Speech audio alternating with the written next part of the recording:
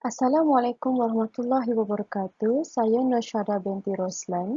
Hari ini saya akan membentangkan tajuk kajian saya yang bertajuk Kepelbagaian Inovasi dalam Pemasaran Kraf Tangan Tembika Labu Sayung, kajian ke atas syarikat KZ Kraf di Kampung Kepala Bendang Kuala Kangsar, Perak. Baiklah, saya akan teruskan pembentangan ini dengan bab 1 iaitu bahagian pengenalan dan latar belakang. Okey. Di bahagian bab 1 ini, pengkaji telah meletakkan sejarah tembika di Malaysia dan Perak dan sedikit latar belakang mengenai Kampung Kuala Kangsar, Perak. Kawasan artifak perdagangan terawal adalah dilakukan oleh China iaitu seramik purba, manakala semenanjung Malaysia mula diiktiraf sebagai kawasan tapak arkeologi dan buktinya dapat dilihat di kawasan Lembah Bujang kerana terdapatnya beberapa serpihan seramik yang dijumpai. Seterusnya, latar belakang Kuala Kangsar, Perak iaitu daerah Kampung Kepala Bendang Sayung.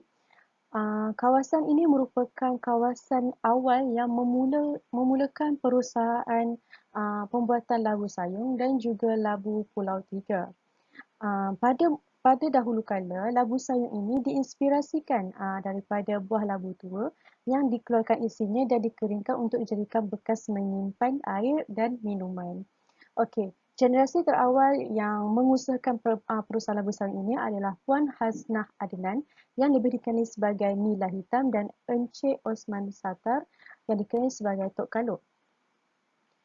Pada bahagian pemasaran kajian iaitu promosi dijalankan lebih tertumpu kepada teknik pembuatan moden akibat berlaku banyak penginovasian. Yang kedua, pembuatan tembikar labu sayur secara tradisional tidak memberikan keuntungan yang lumayan berbanding labu sayur moden. Okey, di sini pengkaji telah menetapkan persoalan kajian pengkaji iaitu bagaimanakah kepelbagaian inovasi labu sayung mampu membantu meningkatkan pemasaran terhadap barangan kraf labu sayung. Yang kedua, adakah strategi pemasaran KZ Kraf pada hari ini berjaya menarik perhatian pembeli? Okey, untuk bahagian objektif kajian pula, mengkaji jenis kepelbagaian inovasi labu sayung yang dilakukan oleh pihak KZ Kraf dalam meningkatkan pemasaran. Yang kedua, mengenal pasti keberkesanan strategi pemasaran yang dilakukan di KZ Kraf dapat menarik minat pembeli. Di bab 2 iaitu kajian literatur, pengkaji telah menetapkan definisi terma iaitu melalui definisi kepelbagaian, inovasi, kemudian kraftangan dan pemasaran. Okey, untuk kajian lepas, pengkaji telah menetapkan 3 buah buku, 4 buah jurnal dan 4 buah artikel dan 1 jurnal. Seterusnya, di bahagian bab 3 iaitu memfokuskan tentang metodologi kajian di mana pengkaji telah membahagikan 2 bahagian iaitu teknik pengumpulan data dan sumber data. Untuk teknik pengumpulan data, pengkaji telah menetapkan kaedah mixed method di mana menggunakan data kualitatif iaitu kaedah temubual dan juga kuantitatif iaitu pengedaran borang surat sidik. Untuk sumber data juga, pengkaji menggunakan 2 data iaitu data primer dan sekunder di mana data primer adalah sumber utama daripada informan melalui temubual dan juga responden melalui pengedaran borang soal sidik. Yang kedua iaitu data sekunder di mana pengkaji telah mendapatkan 46 sumber rujukan dan di antaranya adalah daripada 6 buku 4 tesis, 18 artikel dan selainnya daripada atas talian. Di bahagian bab 3 juga, pengkaji telah menetapkan teori marketing mix for peace kerana teori ini sangat bersesuaian dengan tajuk kajian pengkaji iaitu inovasi kraftangan terhadap pemasaran. Okey, jika dilihat daripada segi kitaran elemen marketing for peace ini terdapatnya produk, price, promotion dan place. Keempat-empat elemen ini sangat bersesuaian dengan strategi pemasaran dalam sesuatu perniagaan. Apa yang boleh dikaitkan dengan teori ini ialah syarikat KZ Kraf telah menggunakan 4 elemen teori ini sebagai salah satu strategi pemasaran mereka di mana produk yang mereka lakukan adalah produk yang kualiti, yang ada jenama sendiri dan khusus kepada desain sesuatu produk mereka. Kemudian melalui price pula, mereka ada juga menyediakan diskaun, price list dan juga promotion. Untuk bahagian promotion pula, pengkaji juga mendapati bahawa KZ Craft ada membuat sebarang pengiklanan daripada segi produk mereka dan juga sales promotion serta direct marketing bersama customer. Okey, keempat iaitu place.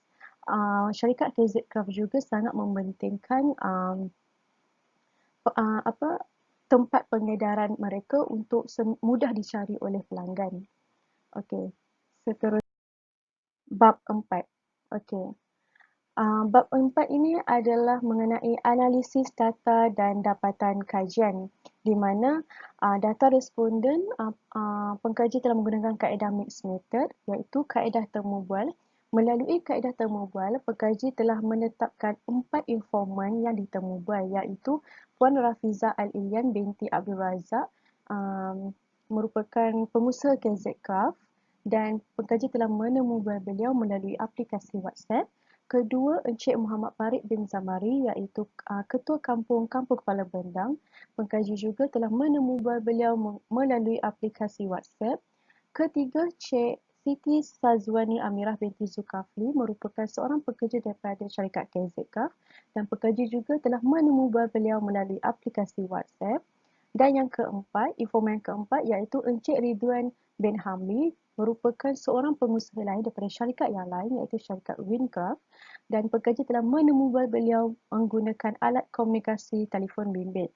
Okey, untuk data yang kedua iaitu daripada kaedah borang soal selidik di mana pengkaji telah menetapkan 300 set borang soal selidik di mana pengkaji telah membahagikan kepada 150 set secara face to face iaitu pengkaji mengedarkan borang soal selidik kepada penduduk kampung Kepala Bendang dan juga 150 set soalan secara atas talian iaitu melalui Google Form untuk memudahkan pengkaji mendapatkan data dengan lebih cepat.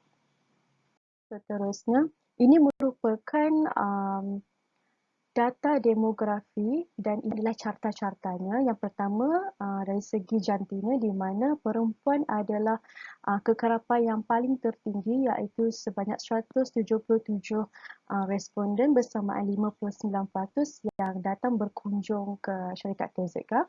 Kedua, umur iaitu yang paling tinggi adalah sebanyak 103 iaitu golongan orang tua. Bangsa yang paling tertinggi kekerapannya adalah bangsa Melayu yang mewakili kekerapan seramai 289 orang responden bersamaan 96% dan kemudian tahap pendidikan yang paling tinggi adalah 99 orang 99 responden bersamaan 33%. Okay. Seterusnya pekerjaan tertinggi yang didapati oleh segolongan responden yang pengkaji terima adalah sebanyak yang pekerjaan paling tinggi adalah pekerjaan sendiri iaitu kekerapan sebanyak 87 orang responden dan mewakili sebanyak 29%. Ini menunjukkan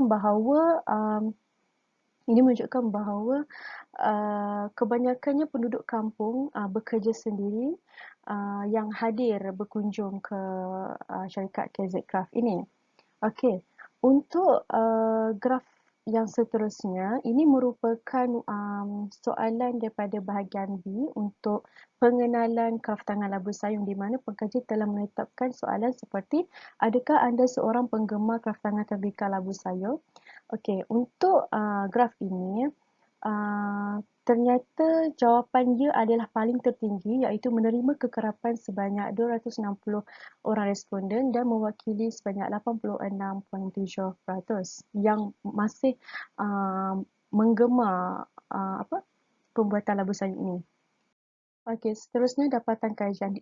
Untuk dapatan kajian ini, pengkaji telah membuat hubung kait di antara persoalan dan objektif kajian pengkaji, iaitu untuk mengetahui jenis kepelbagaian inovasi labu sayur yang dilakukan oleh pihak KZKAF dalam meningkatkan pemasaran. Okey, dalam bahagian ini pengkaji telah menggunakan marketing mix 4Ps di mana hasil temu bual bersama Rafiza Razak iaitu pengusaha KZKAF.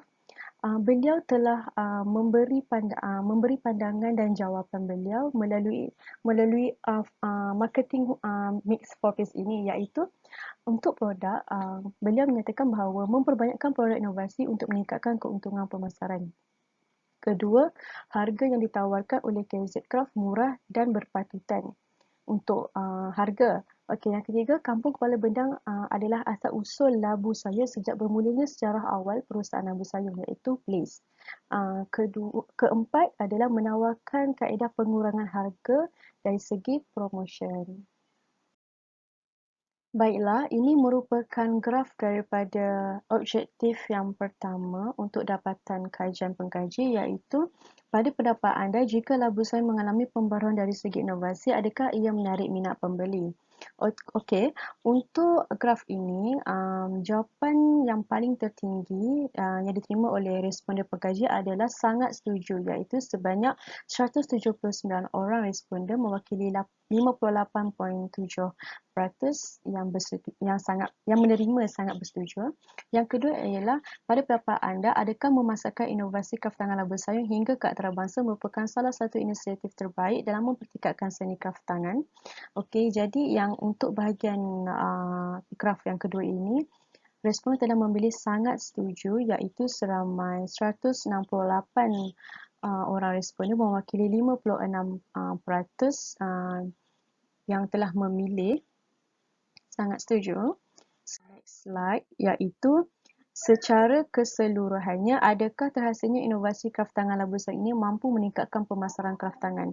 Okey, untuk bahagian ini, responden rata-ratanya telah memilih sangat setuju juga, iaitu mempunyai kekerapan seramai 158 orang responden mewakili 52.67%. Yang paling tertinggi setakat inilah. Jadi ini membawa maksud bahawa inovasi kraftangan labu sayur ini perlu dipertingkatkan dan ramai masyarakat yang bersetuju dengannya. Terusnya, dapatan kajian kedua iaitu perkaitan di antara persoalan dan objektif kajian pengkaji, iaitu untuk mengenal pasti keberkesanan terhadap strategi pemasaran yang dilakukan oleh KZCraft untuk menarik perhatian pembeli. Okey, di dalam dapatan kajian yang kedua ini, pengkaji masih lagi menggunakan teori marketing mix 4Ps, iaitu hasil temu bual bersama Rafiza Razak daripada pengusaha KZCraft sendiri. Beliau telah memberi pandangan beliau melalui empat teori ini, iaitu dari segi produk, beliau mengatakan bahawa kualiti produk yang dijual tujuan untuk memberi kepuasan kepada pelanggan dari segi kegunaannya dan cara penggunaan. Okey, kedua, melalui price, iaitu kefahaman konsep labu sayur itu sangat penting untuk diketahui dari segi harganya. Yang ketiga, iaitu daripada segi place ataupun distribution, iaitu saluran pemasaran melalui alatan teknologi seperti media sosial, aplikasi Waze dan Google dapat membantu pelanggan mencari lokasi pengedaran. Okey, yang keempat iaitu menyediakan pakej yang berkaitan dengan promosi seperti sagu hati ataupun hadiah sebagai tanda peringatan dan penghargaan. Itu adalah untuk promotion. Ini merupakan graf untuk objektif yang kedua tadi, untuk dapatan kajian yang kedua, iaitu pada pendapat anda, adakah strategi promosi yang dilakukan oleh KZCraft berjaya menarik minat pembeli? Okey, rata-ratanya responden telah memilih sangat setuju, iaitu 143 kekerapan iaitu 143 kekerapan sebanyak 47.7%. Dan soalan kedua iaitu, pada pendapat anda, adakah strategi pemasaran kraftangan yang dilakukan oleh KZCraft di media sosial berjaya menarik minat pembeli? Okey, untuk graf ini rata-rata responden memilih sangat setuju, iaitu menerima kekerapan sebanyak 159 orang responden mewakili 53%. Secara keseluruhannya, adakah anda bersetuju mengenai strategi pemasaran dalam kepelbagaian inovasi kraf tangan labu sayur yang dilakukan oleh KZ Craft? Okey, untuk graf ini rata-ratanya responden telah memilih sangat setuju juga, iaitu menerima kekerapan sebanyak 147 orang responden mewakili 49%. Okey, seterusnya bab 5 iaitu bab kesimpulan dan cadangan. Okey, untuk kesimpulan keseluruhan bagi persoalan kajian pertama iaitu bagaimanakah kepelbagaian inovasi labu sayur mampu membantu meningkatkan pemasaran terhadap barangan kraft. Okey, objektifnya adalah mengkaji jenis kepelbagaian inovasi labu sayur yang dilakukan oleh pihak KZ Craft dalam meningkatkan pemasaran.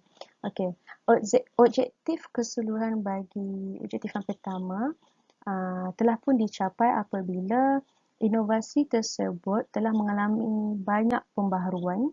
Produk inovasi tersebut telah mengalami banyak pembaharuan. Kedua, memperluaskan jaringan produk dalam kalangan tempatan, di mana inovasi ini boleh memperluaskan jaringan produk mereka sehingga ke kalangan masyarakat tempatan. Ketiga, idea yang kreatif untuk sentiasa memupuk nilai pasaran yang lebih berdaya saing. Okey, kesimpulan keseluruhan untuk persoalan kajian kedua iaitu adakah strategi pemasaran KZ Craft pada hari ini berjaya menarik perhatian pembeli. Objektifnya adalah mengenal pasti keberkesanan strategi pemasaran yang dilakukan di KZ Craft dapat menarik minat pembeli. Untuk objektif yang kedua ini telah pun dicapai apabila kaedah pemasaran yang digunakan sejajar dengan kualiti produk yang ingin dipasarkan. Yang kedua, strategi pemasaran yang dilakukan oleh pihak KZ Craft dapat menarik perhatian pembeli ataupun minat pembeli. Yang ketiga, syarikat KZ Craft juga banyak menunjukkan budaya korporat yang baik di antara usahawan dan juga pembeli. Okey. Okey, ini merupakan bahagian cadangan dan penambahbaikan. Okey, terdapat dua cadangan iaitu cadangan daripada informan dan juga cadangan pengkaji. Cadangan informan terbagi pada dua iaitu cadangan informan pertama di mana Rafizah Razak memberitahu bahawa memberi cadangan bahawa memohon kepada jabatan-jabatan kerajaan mempromosikan kraf tangan labu sayur. Okey, cadangan daripada informan kedua iaitu Rizwan Hamli telah memberitahu bahawa memperbanyakkan promosi dari segi pengiklanan tentang labu sayur di setiap saluran media pengiklanan. Okey, untuk cadangan pengkaji telah menetapkan 3 cadangan iaitu membuka banyak cawangan perusahaan labu sayur di negeri-negeri yang mahir. Kedua, membuka peluang melakukan banyak jelajah pameran di setiap pelosok negara tujuan untuk memasarkan kraf tangan labu sayur. Ketiga ialah memperluaskan perusahaan produk kraf labu sayur ke Sabah dan Sarawak.